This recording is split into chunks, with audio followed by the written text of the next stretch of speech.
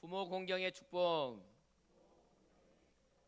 오늘은 어버이 감사 주일입니다. 특별히 우리를 낳으시고 기르시는 부모님을 더욱 많이 생각하는 복된 주일입니다. 오늘 거룩한 주일에 다시금 뜨거운 부모님의 사랑과 은혜에 감사하는 여러분이 되시길 주님의 이름으로 축원합니다. 특별히 인터넷을 우연히 보다가 이런 그림을 보았습니다. 마음을 울리는 엄마의 일생이라고 하는 그림입니다. 자, 보십시오.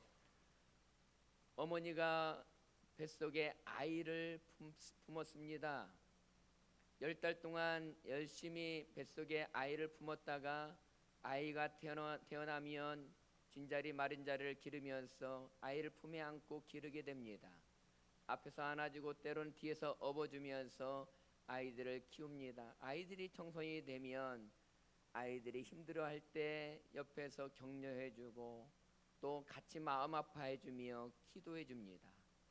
그리고 이제 우리 자녀들과 함께 동행하다가 점점점 기력이 약해지면 오히려 그 자녀의 힘을 의지하여 부축을 받다가 더 약해지면 이제 부모가 점점점 쇠약해져서 이렇게 자녀의 돌봄을 받다가 어느 순간 부모가 이 세상에서 떠나가게 됩니다. 그러면 이제 남아있는 것이 부모의 옷가지들만 남아있게 되어 있죠. 이 그림을 보면서 가슴이 철렁했습니다. 지금은 저도 아버님이 떠나시고 어머님만 홀로 계시는데 어머니가 살아계실 때 더 잘해야겠다는 생각이 더 가득 밀려오게 되었습니다. 사랑하는 여러분, 우리가 일생 살면서 갚을 수 없는 은혜가 있습니다. 첫 번째는 하나님의 은혜요, 둘째는 부모의 은혜입니다. 여러분, 우리가 매년 어버이날이 되면 부르는 노래가 있습니다. 어버이 은혜입니다. 우리 1년에 한 번씩은 좀 불러봤으면 좋겠어요. 우리 어버이 은혜 같이 한번 불러볼까요? 네, 반주 좀 해주시면 좋겠습니다. 높고 높은 하늘이라 함께 불러봐요.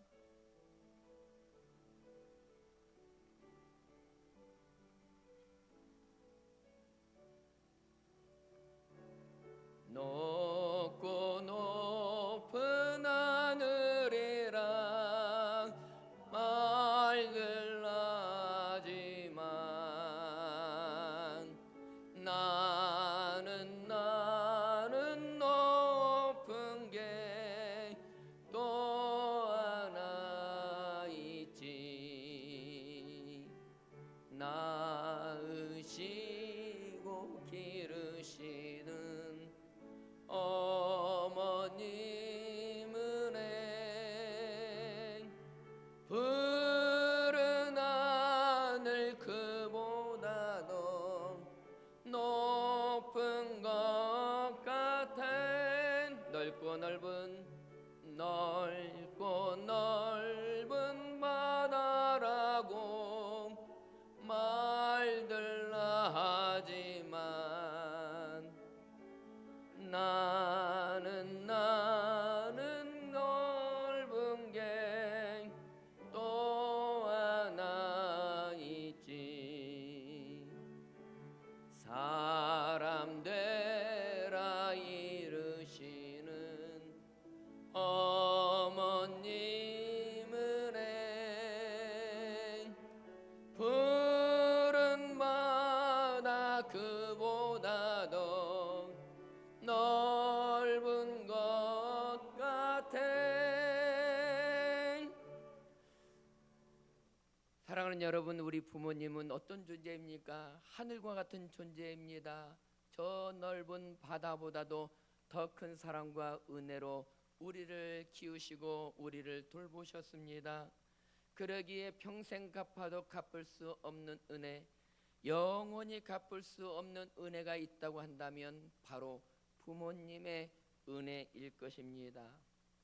여러분, 오래전 이스라엘의 베들레헴에 어머니가 한 분이 살고 계셨는데 그 이름은 나오미였습니다. 남편과 두 아들을 키우면서 베들레헴에 살고 있었는데 그 베들레헴 지역에 큰 흉년이 들게 되었습니다. 부모는 그렇지 않습니까? 자식들을 어떻게 하든지 먹여 살려야 했기 때문에 큰 흉년이 들어서 나오미는 결단을 하고 고향을 떠나서 모압 지역으로 떠나게 되었습니다. 모압이 어디이냐? 지금 현재로 보면 요르단, 그러니까 그 남부 사해 쪽에 있는 곳이 모압입니다. 베들레헴에서 모압까지 가는 거리는 굉장히 먼 거리이지만 나오미는 그 자녀와 남편과 함께 모압 지역으로 떠나게 되었습니다. 그런데 모압 지역에서 한참 지낼 때 거기에서 남편을 잃고 두 아들을 먼저 떠나 보내야 했습니다. 그때 나오미 입장에서는 참으로 형용할 수 없는 슬픔과 고통이 밀려오게 되었습니다. 그런데 슬퍼만 하고 있을 수가 없었습니다. 그 두 며느리, 남편을 잃고 힘겨워하는 두 며느리를 어떻게 할 것인가, 먼저 며느리를 챙기게 되었죠. 그래서 두 며느리에게 너희는 각기 고향으로 돌아가라고 말하였습니다. 그때 큰 며느리인 오르바는 고향으로 돌아가게 되었지만 둘째 며느리였던 룻은 고향으로 가지 아니하고 나는 끝까지 어머니를 따라가겠습니다 말하는 것이었습니다. 그리하여 이제 모압을 뒤로하고 다시금 고향 베들레헴으로 돌아가게 되었었을 때 그때 며느리 룻이 함께 하게 되었습니다. 그 이후에 룻이 보아스를 만남으로 말미암아 새로운 가정을 이루게 되었고 룻과 보아스 사이에 오벳이 태어났고 그 오벳을 통하여 다윗이 태어났고 다윗을 통하여 솔로몬이 낳는 이야기가 계속 성경은 이어지고 있습니다. 그리하여 이제 오히려 보아스와 그 룻을 통하여서 이제 이스라엘의 역대 왕들뿐만 아니라 예수 그리스도의 애가 그 계보를 통하여 태어나게 되었습니다. 여러분 아마 인류 역사에 이런 드라마틱한 이야기는 없을 것입니다. 한 가난한 여인의 어머니, 그 어머니를 잘 섬기다가 좋은 남편을 만나게 되었고 이스라엘의 왕의 조상이 되는 이야기가 담겨 있다는 것입니다. 그러니까 이 룻기서를 읽다 보면 사장밖에 되지 않지만 우리 가정에서 일어나는 모든 이야기가 거기에 다 담겨 있다는 것입니다. 가족 간에 일어나는 이별과 사별의 이야기, 시어머니와 며느리의 아름다운 사랑 이야기, 부모에게 효도를 다하는 이야기, 또한 보아스와 룻의 애틋한 사랑과 서로 만나서 결혼한 이야기, 또 자녀를 낳고 그 자녀를 또 그 시어머니였던 나오미가 그 자녀를 양육하고 그 자녀를 위해서 기도하는 이야기. 여러분 여러 가지 웃음과 행복, 회복의 이야기가 룻기서 안에 다 담겨 있는데 룻이 효도를 다함으로 그 가정을, 슬픔에 있는 가정을 어떻게 회복시키신가 하는 이야기가 룻기서에 담겨 있다는 것입니다. 그런데 룻기서를 읽으면서 중요한 것은 이것입니다. 모든 축복의 원인이 어디에 있느냐? 효도에 있더라는 것입니다. 여러분 룻기에 나오는 모든 불행을 반전시키는 계기가 효도였다는 것을 우리는 알 수 있습니다. 룻은 어머니를 떠나지 않고 그가 지극정성으로 그 나오미를 따라 이제 효를 다하게 되었었을 때 그 가정에 있었던 고난, 슬픔, 사별, 가난, 질고가 일시에 사라지게 되었다는 것입니다. 여러분 효도는 한 가정을 고통에서 건져내는 위대한 축복의 통로가 되었다는 것입니다. 그래서 우리가 효도를 다하는 것은 우리의 가정을 다시금 살리고 회복시키는 통로가 된다는 것입니다. 사랑하는 여러분, 예배드리는 여러분도 이 그 축복을 받기를 원하십니까? 오늘 특별히 룻과 나오미를 통해 그 비결을 발견하는 은혜가 임하기를 주님의 이름으로 축원합니다.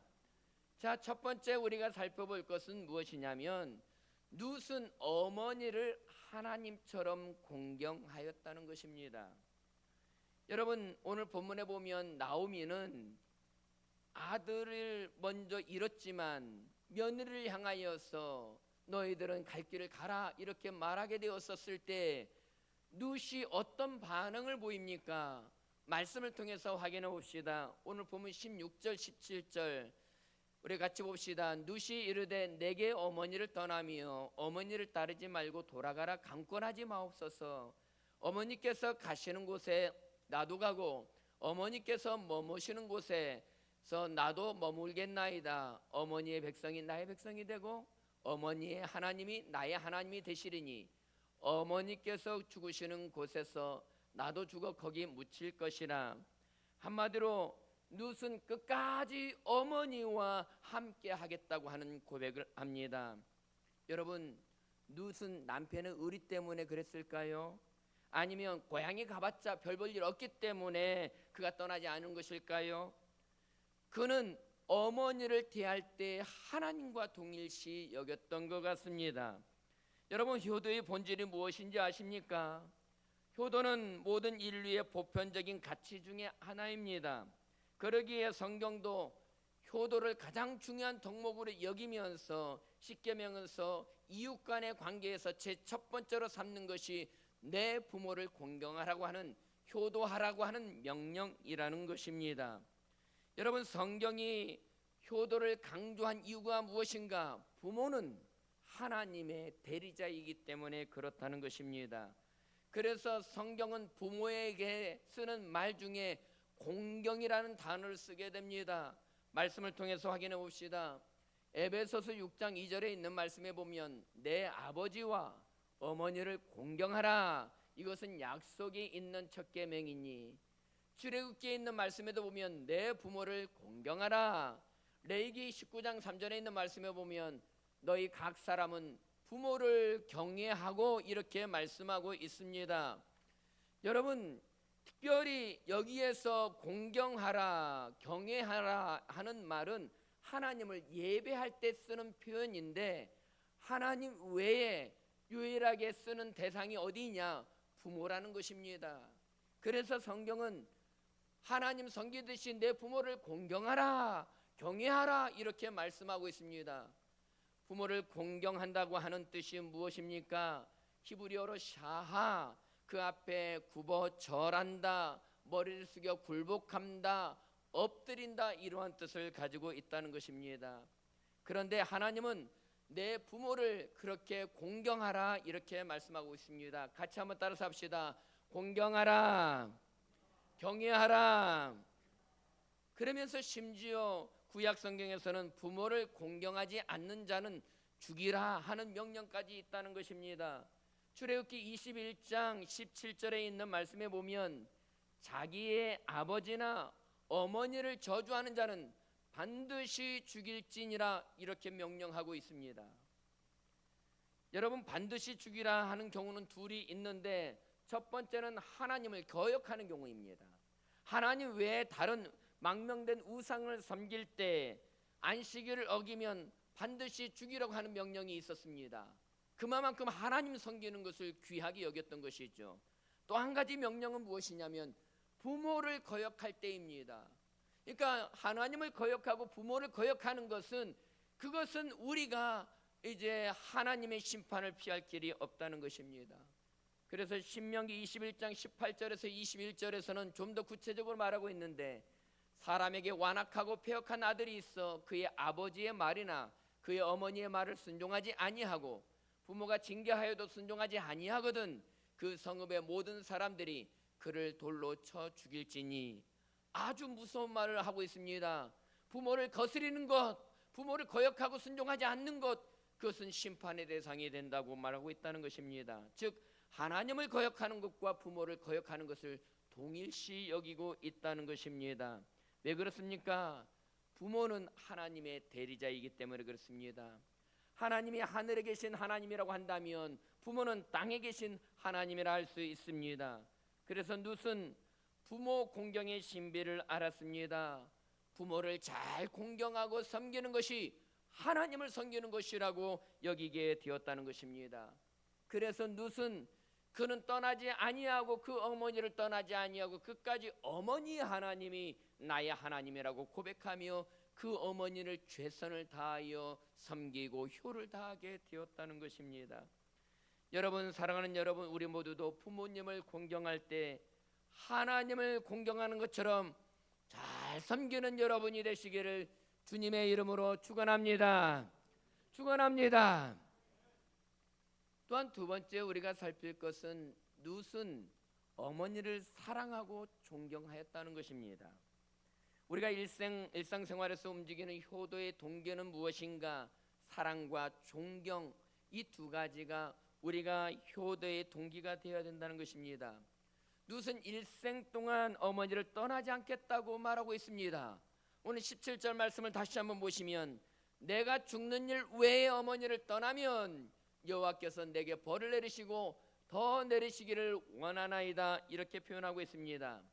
여러분, 가족은 함께 사는 곳입니다. 물론 우리가 여러 가지 여건상 서로 이제 다른 지역에서 살기도 하고 떨어져 살기도 합니다. 그러나 근본 정신은 가족은 함께 살아가는 것이라는 것입니다. 괴로우나 즐거우나 함께 살아가는 것이 가족입니다. 여러분, 함께 살아가기 위해서 필요한 것이 무엇입니까? 사랑이 있어야 합니다. 섬김이 있어야 합니다. 헌신이 있어야 합니다. 무엇보다도 존경하는 마음이 있어야 함께 더불어 살아갈 수 있다는 것입니다. 여러분, 룻은 어머니에 대한 그 나오미에 대한 사랑과 존경의 마음이 많았습니다. 그 이유는 무엇이냐? 그 시어머니가 먼저 남편을 잃고 두 아들을 잃고 슬픔과 고통에 있을 때에도 결코 삶을 포기하거나 절망하지 아니하고 하나님 붙잡고 인내하는 모습을 보며 룻은 많은 배움과 도전을 받게 되었습니다. 그래서 룻은 남편이 죽은 이후에도 그 어머니를 끝까지 따라가며 그를 사랑하고 존경하기로 작정하게 되었습니다. 사랑하는 여러분, 우리가 이 땅에서 가장 존경할 분이 누구입니까? 이 땅에서 가장 존경할 분은 바로 부모님 아닙니까? 부모가 많이 배우지 않았어도 우리는 그들을 존경할 수 있어야 합니다. 부모가 이 사회에서 크게 성공하지 못했어도 부모를 존경할 수 있어야 합니다. 부모가 많은 것을 가지고 있지 않고 또 사회에서 내세울 것이 많지 아니할다고 할지라도 우리가 부모로부터 생명을 이어받았다고 한다면 우리 부모는 우리가 사랑하고 존경하기에 마땅하신 분들이라는 것입니다. 여러분, 아브라함 링컨의 아버지는 구두 수송공이었습니다. 구두 수송공의 아들이 대통령이 되었던 것이죠. 여러분, 특별히 그런데 명문가 출신 상원 의원이 그것을 탐탁치 않게 생각하게 되었습니다. 링컨이 의회에서 취임 연설하는 때 한 의원이 나와서 비꼬듯이 이렇게 말합니다. 당신이 대통령이 되다니 참 놀라운 일입니다. 그러나 당신 아버지는 구두 수송공이었다는 사실을 잊지 마십시오. 가끔 당신 아버지가 우리 집 구두를 수선하려고 우리 집에 곧 오곤 했지요. 그러자 여기저기서 키득키득 웃음소리가 또 비아냥거리는 소리가 들리게 되었습니다. 링컨을 조롱하는 소리가 분명했습니다. 그때 링컨은 뚜벅뚜벅 걸어갑니다. 그리고 말합니다. 고맙습니다. 한동안 잊고 있었던 아버지를 떠올리게 하고 생각하게 하시니 감사합니다. 말씀하신 대로 우리 아버지는 구두 수선공이었습니다. 그런데 구두만 수선하는 것이 아니라 나의 인격과 나의 마음도 수선하시는 분이었습니다. 제가 여기 있는 것은 모두가 다 그분 때문입니다. 저는 자랑스러운 아버지의 아들입니다. 혹시 여기 계신 분들 중에 아버지가 만든 신을 신고 계신 분이 계십니까? 혹시 불편하다면 말씀하십시오. 아버지 옆에서 저도 보고 배운 솜씨가 있기 때문에 제가 대신 고쳐드리겠습니다. 이렇게 말하는 것이었습니다. 저희 아버님 얘기를 잠깐 말씀을 드릴까 합니다. 저희 아버지는 4형제 중에 막내로 태어났습니다. 그런데 첫째 큰 형님은 6.25 참전에서 결혼한 지 3개월 만에 신혼을 알 수 없는 그래서 이제 생사를 알 수 없는 게 되었습니다. 그때 형수님은 제게 큰어머니가 되시죠. 뱃속에 아이를 잉태하고 있었습니다. 그리고 둘째, 셋째 그 작은 아버님들은, 그 형제들은 도시에 일찍 성공하기에 나가게 되었습니다. 자, 그러면 할아버지 할머니는 저희 아버지 막내였던 아버님 어머니께서 평생을 모시게 되었습니다. 두 분이 돌아가시는 날까지 일평생 시골에서 농사 지으면서 부모를 모시게 되었던 것이죠. 다른 형제들처럼 일찍 도예지에 나가서 크게 성공하지는 못했습니다. 돈이 많은 것은 아니었습니다. 그런데 이남 삼녀인 저희 형제들은 어렸을 때부터 이제 그 할아버지 할머니를 모시는 모습을 보고 자랐습니다. 그 형수가 일찍부터 혼자 되어서 일평생 혼자 살아가기 때문에 저희 집 바로 아랫집에 있었기 때문에 같이 식사도 하고 그랬습니다. 그렇기 때문에 우로는 부모님을 모시고 있고 또 옆에는 형수가 혼자 살고 있기 때문에 어머니에게 따뜻한 사랑의 표현을 하지 못했습니다. 자식들에게 이제 따뜻한 사랑을, 적극적인 표현도 하지도 못했습니다. 그런데 끝까지 돌아가실 때까지 할아버지 할머니를 섬기는 모습을 다른 형제들은 다 보면서 자라왔습니다. 저희 형제들이 크게 세상에서 성공했느냐 안 했느냐 그것은 중요하지 않습니다. 그런데 5형제 모두가 다 부모에게 참 잘해요. 왜냐하면 어렸을 때부터 그 모습을 보고 자랐기 때문입니다. 그러기 어떻게 하든지 부모에게 좀 더 잘하려고 경쟁하는 듯 합니다. 여러분, 이것이 참으로 저희 가족이 주신 하나님의 은혜요 선물인 것 같습니다. 사랑하는 여러분, 우리 부모는 존재 자체만으로도 우리가 사랑하고 존경하기에 합당하신 분들입니다. 그러기에 우리 모두 부모를 더욱 사랑하고 존경하며 귀하게 여기는 은혜가 여러분에게 가득하기를 주님의 이름으로 축원합니다.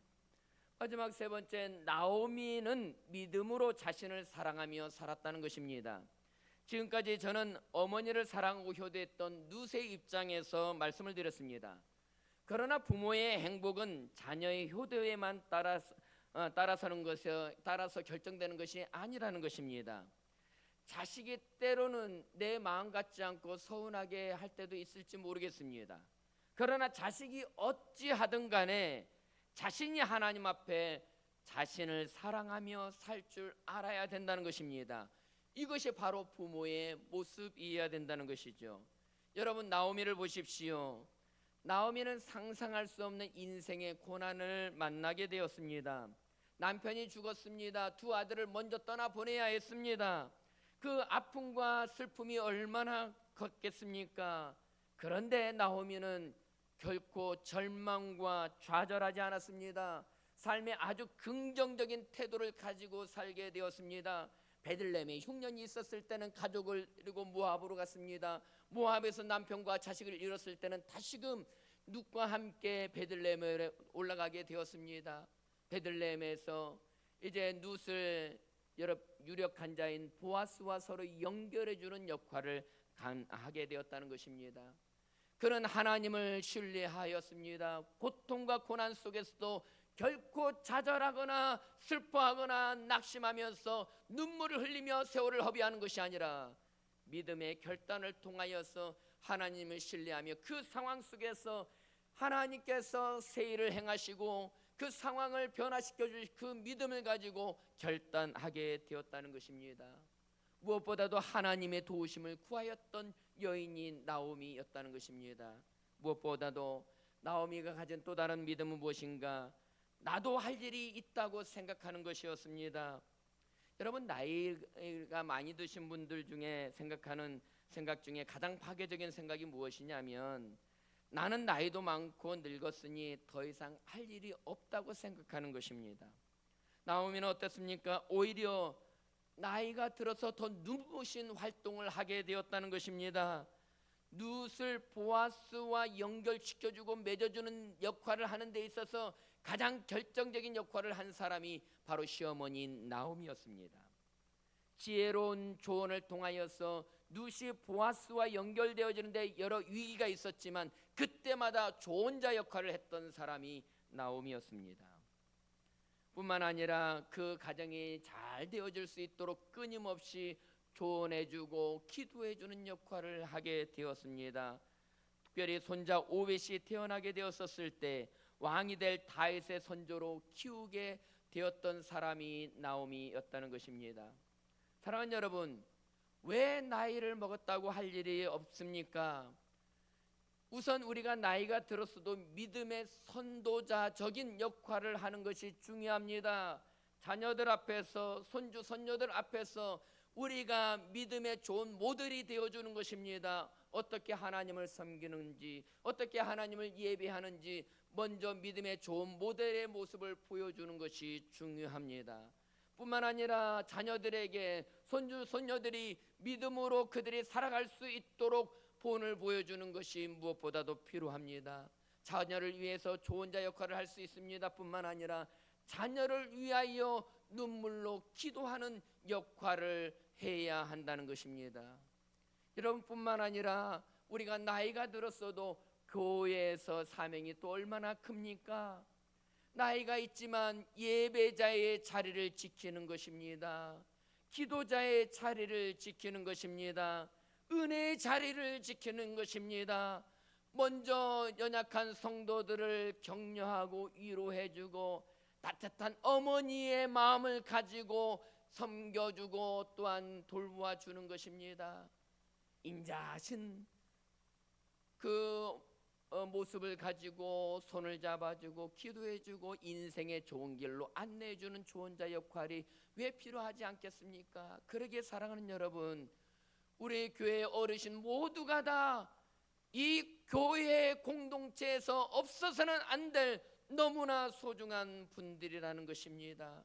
교회가 든든히 세워져 가기 위해서는 은혜의 자리, 예배의 자리, 섬김의 자리, 기도의 자리를 지키는 한 분 한 분이 더해질 때 그 믿음의 세대는 후대로 이어지게 된다는 것입니다. 사랑하는 어머니, 또한 아버지, 또 이제 어르신의 우리 이치에 서 있는 우리 모든 성도 여러분, 우리 믿음의 자리를 지킵시다. 우리 예배의 자리를 지킵시다. 우리 섬김의 자리를 지킵시다. 그리하여 우리 다음 세대의 믿음의 아름다운 유산을 흘려내보내는 하나님의 사람이 되는 것이 중요합니다. 무엇보다도 오늘 어버이 주일을 맞이하여 자녀가 만약 이 세 가지를 기억한다고 한다면 부모에게 큰 힘이 될 것입니다. 그 첫 번째가 무엇인가? 3P 중에서 그 첫 번째 P는 플레이어, 바로 기도라는 것입니다. 여러분, 자녀 입장에서도 부모에게 할 수 있는 최고의 선물은 기도해 주는 것입니다. 그래서 부모에게 엄마, 아빠, 내가 부모님을 위해서 기도하고 있습니다, 그 한마디가 큰 힘을 준다는 것이죠. 저희 어머니한테도 전화할 때마다 제가 하는 얘기가 있습니다. 어머니, 기도하고 있습니다. 그러면 제가 얼마나 좋아하시는지 몰라요. 두 번째, 자녀가 부모에게 해줄 수 있는 P 두 번째는 무엇인가? 프리젠트, 선물입니다. 부모님을 찾아뵐 때 맛있는 음식이나 선물이나 특별히 가장 좋아하는 것은 봉투를 반드시 챙겨야 합니다. 그래서 드리는 것을 얼마나 좋아하는지 모릅니다. 그래서 너무 가볍게 가면 안 됩니다. 잘 준비해서 드리는 것이 중요하다는 것이죠. 세 번째 P는 폰입니다. 자주 전화하고 연락해야 되는 것입니다. 무슨 큰 주제가 있어서가 아닙니다. 그저 일상생활 어떻게 하루를 보내셨는지, 운동을 했는지, 식사는 했는지, 몸 컨디션은 어떻든지, 또 오늘 내게 있었던 일, 크고 작은 일을 나누는 것이죠. 저도 남자이기 때문에 다른 딸들은, 저희 다른 여 형제들처럼 그렇게 매일 전화는 하지 못합니다. 그런데 딸들이 확실히 전화는 매일 하더라고요. 아침에 저녁 때 해서 혹시 전화를 받지 않으면 가족 형제들 카톡에 올려서 어머니하고 통화한 사람 이렇게 또 이렇게 올려요. 여러분, 그런데 이 전화 한 통화를 하게 되면 얼마나 좋아하는지 저희 어머님은 전화 말미에 꼭 이렇게 말해요. 아들 사랑해, 이렇게 얘기하는 거예요. 그러면 저도 어머니 사랑해요, 그렇게 하는 거죠. 그리고 한마디 덧붙입니다. 전화해줘서 고맙다, 이렇게 얘기를 하는 거예요. 전화 한 통화만 해줘도 그렇게 고마워하는데, 잠깐 1분 2분 시간 내면 되는데, 한 5분 시간 내면 되는데 무엇이 그렇게 바쁜지 그러지 못할 때가 얼마나 많이 있는지 모릅니다. 말씀을 정리합니다. 사랑하는 여러분, 오늘 어버이 주일을 맞는 여러분, 여러분의 부모를 하나님 공경하듯이 공경하고 사랑합시다. 특별히 부모 존재 자체로 존경하며 사랑하기를 힘쓰는 저와 여러분이 되어지길 주의 이름으로 축원합니다. 모든 부모는 하나님을 믿는 그 믿음으로 긍정적인 태도를 가지고 나이와 상관없이 내가 가정에서 교회에서 할 일이 있다는 사실을 기억하며 더욱 하나님을 사랑하며 하나님을 잘 섬기며 그 안에 주님이 주시는 평강과 기쁨을 안고 살아가기를 주님의 이름으로 축원합니다.